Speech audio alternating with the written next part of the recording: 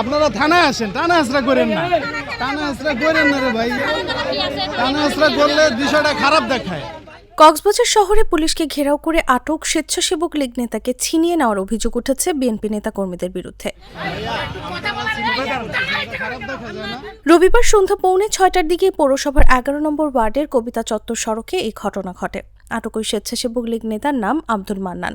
তিনি পৌরসভার 1 নম্বর ওয়ার্ড স্বেচ্ছাসেবক লীগের আহ্বায়ক ও কুতুবদিয়া পাড়ার মৌলভী আহমদুর রহমানের ছেলে।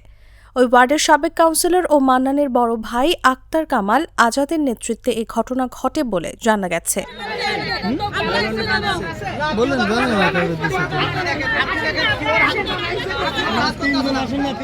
প্রত্যক্ষদর্শী ও ছড়িয়ে পড়া একটি ভিডিও থেকে দেখা যায়, রবিবার সন্ধ্যা 6টায় পুলিশের একটি টিম স্বেচ্ছাসেবক লীগ নেতা মান্নানকে কবিতা চত্বর থেকে আটক করে।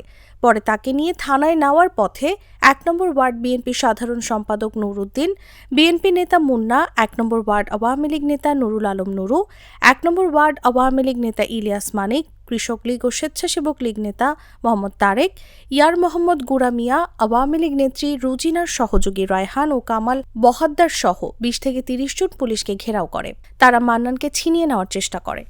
এ সময় পুলিশের সঙ্গে তাদের বাকবিতণ্ডা হয়। এক পর্যায়ে ঘটনাস্থলে কাউন্সিলর আক্তার কামাল এসে পুলিশকে ধাক্কা দিয়ে তার ছোট ভাইকে ছাড়িয়ে নেন। এই সময় মান্নানকে দৌড়ে পালিয়ে যেতে দেখা যায় ভিডিওতে।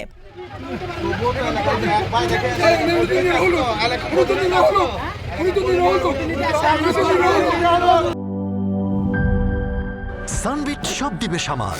সানবিট ম্যাজিক প্রেস ডিশওয়াশিং এর মাথা ঘোরানো সলিউশন।